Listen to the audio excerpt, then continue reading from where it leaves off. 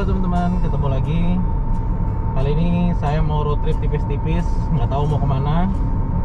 Sekalian kita cek bagaimana sih rasanya bawa Kia Sonet ini untuk perjalanan yang agak jauh, terutama lewat tol yang agak jauh kayak gini. Nah, mumpung pas kebetulan nih kita lagi jalan, ternyata ketemu Sonet putih juga tuh. Nanti saya tampilin kalau bisa. Ketemu Sonet putih sama-sama jalan di tol. Mungkin dia ngetes juga kali. Sebelum pergi, mobil kita sudah di coating dulu di HD Car Care. Lokasinya di Ruko Mendrisio, Gading Serpong.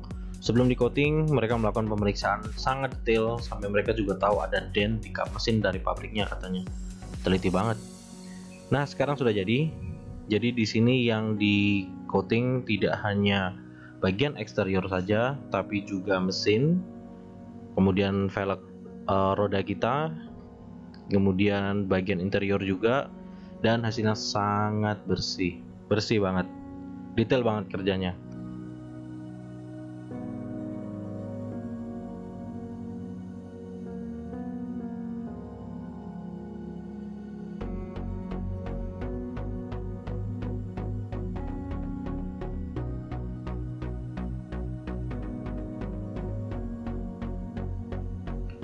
Oke, sekarang kita lanjut perjalanan. Nah, sebelum kita pergi untuk jarak jauh, kita biasanya kan kita cek dulu kondisi kendaraan kan. Kita cek lampunya, kita cek baut rodanya, dan yang gak kalah penting kita cek tekanan bannya. Nah, untung di sini kita ada yang namanya TPMS atau Tire Pressure Monitoring System. Itu ngecek tekanan ban. Jadi kita nggak perlu khawatir tuh, nggak perlu bingung. Ini bannya jangan-jangan nih kurang angin nih atau terlalu keras. Nah, gitu kan kita main perasaan kurang keras nih, perasaan kurang angin. Nah, di sini kan ada TPMS ini, kita tinggal lihat, tinggal pencet, oh tekanannya udah sesuai, jadi enak. Apalagi kalau kita habis melewati jalanan yang rusak, jalanan yang ya hancur gitu, kita takut kena paku, wah perasaan nih gara-gara sini nih bannya jadi agak gembos atau setirnya agak begini nih, jangan-jangan bannya gembos. Nah, ternyata setelah kita cek di sini, oh enggak, semuanya sesuai, jadi kita lebih tenang. Itu. Terus gimana sih rasa nyetirnya si Kia Sonet ini di tol untuk jarak jauh gini? Kalau saya bilang setirnya ini dia memang tergolong ringan, tapi nggak ringan banget. Jadi kalau ringan kalau dipakai perkotaan enak, tapi untuk perjalanan jauh dia nggak ringan-ringan banget, jadi mantep gitu. Dan mobil ini kalau dibawa dengan kecepatan seperti sekarang ini 70-80 gitu, dia nggak melayang gitu, nggak kayak mobil lain yang terlalu ringan terus melayang. Kalau ini enggak nih, dia mantep gitu. Kalau di atas 100 km saya nggak tahu ya, karena saya nggak pernah coba sampai di atas 100 km sih yang setahu saya, karena memang dia berbahaya. Kalau di atas 100 km memang melebihi speed limit tol juga kan. Nah, saya sarankan sih janganlah kita ikutin aturan yang ada aja lah. Kita hati-hati kalau berkendara. Lagi pula sekarang udah banyak CCTV, jadi kalian bisa kena tilang tuh, bahaya. Kemudian bising dari jalanan itu gimana nih dibandingkan dengan mobil saya yang lain gitu ya.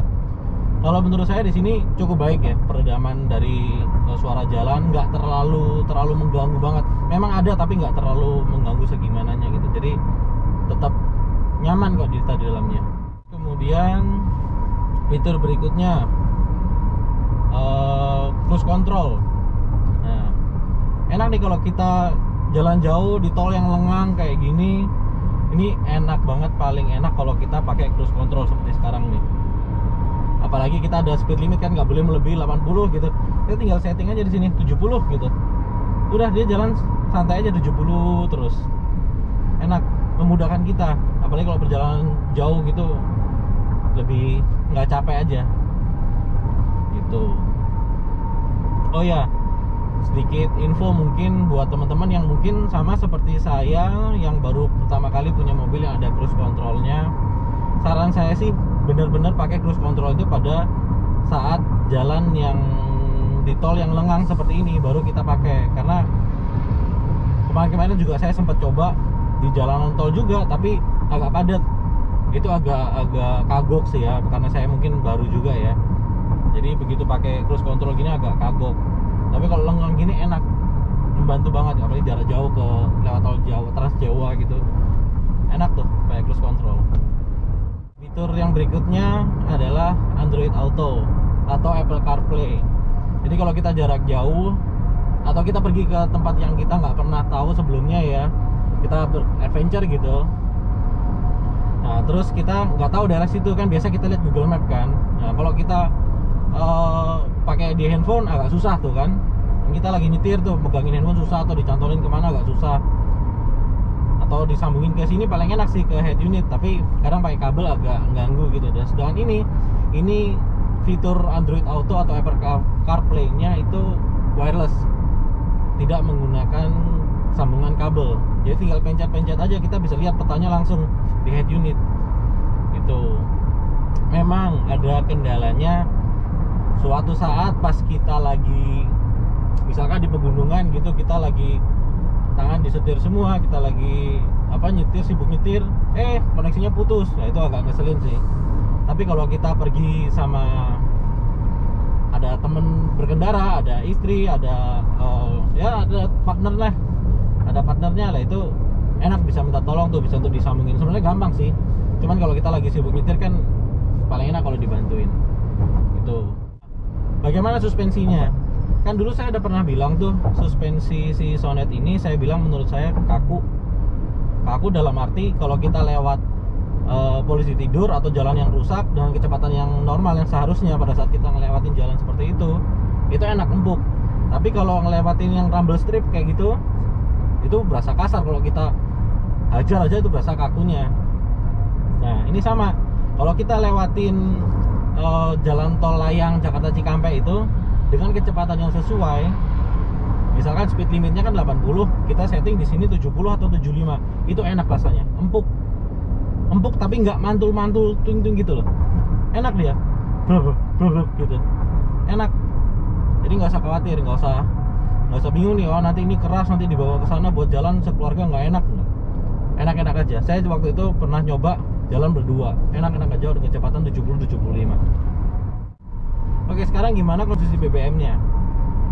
Nah, untuk dipakai jarak jauh seperti di tol kayak gini ya, jarak jauh ya, itu kita bisa dapat konsumsi BBM di atas 120.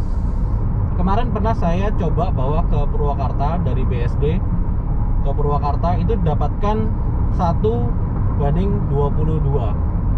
Itu keren banget sih. Tapi memang sudah terprediksi karena di dalam kota aja saya bisa dapat rata-rata 115. Bahkan kalau pagi itu saya sering dapat 118, 119. Nah, kalau luar kota, BSD Purwakarta gitu, saya pernah coba itu dapat 122. Irit banget. Nah, gimana kalau kita masuk ke pegunungan tuh, kita bawa ke pegunungan. Kebetulan pada saat itu kita sampai ke Purwakarta, terus kita lanjut perjalanan ke Lembang lewat Jalan Cagak. Kalau kalian lihat tuh, dari Purwakarta ke Lembang, naik ke Lembang itu lewat jalan tembusan Jalan Cagak, itu kan naik turun gunung tuh, nggak macet sih, tapi jalanannya kecil. Jadi kita jalan ya stabil aja gitu, pelan-pelan tapi stabil aja gitu. Itu konsumsi bahan bakarnya menunjukkan penurunan memang dari 122 ke 119,5. 1:19,5 di pegunungan ya, tapi dari yang lanjutan dari yang tadi ya, itu luar biasa banget tuh, itu keren banget. Nah, bagaimana dengan akselerasinya? Kan ada yang bilang tuh, ini kan FWD, nanti nggak kuat nih buat di pegunungan. Ya saya nggak begitu tahu lah soal teknikal seperti itu. Memang sih kalau FWD itu membawa beban di belakang kan, dia kayak narik. Kalau RWD kan dia kayak dorong gitu kan, jadi harusnya lebih kuat gitu kan. Tapi saya sudah coba nih, waktu dari Purwakarta itu kita tembus ke Lembang lewat Jalan Cagak itu, yang lewatin pegunungan. Nah itu akselerasinya sih ngisi terus, hebat karena si IVT tadi, transmisinya IVT, si Intelligent Variable Transmission. Jadi dia seperti CVT tapi lebih pintar gitu ya, tenaganya lebih cepat ngisi, digas dikit dia ngisi, enak banget sih. Jadi nggak usah khawatir tuh naik apa enggak mobil ini. Naik, saya sudah coba sendiri, nggak ada masalah. Bahkan ini ada di tuas transmisi Matic-nya ini kan bisa kita rubah ke manual tuh. Saya nggak pernah pakai tuh, nggak pernah pegang-pegang ini.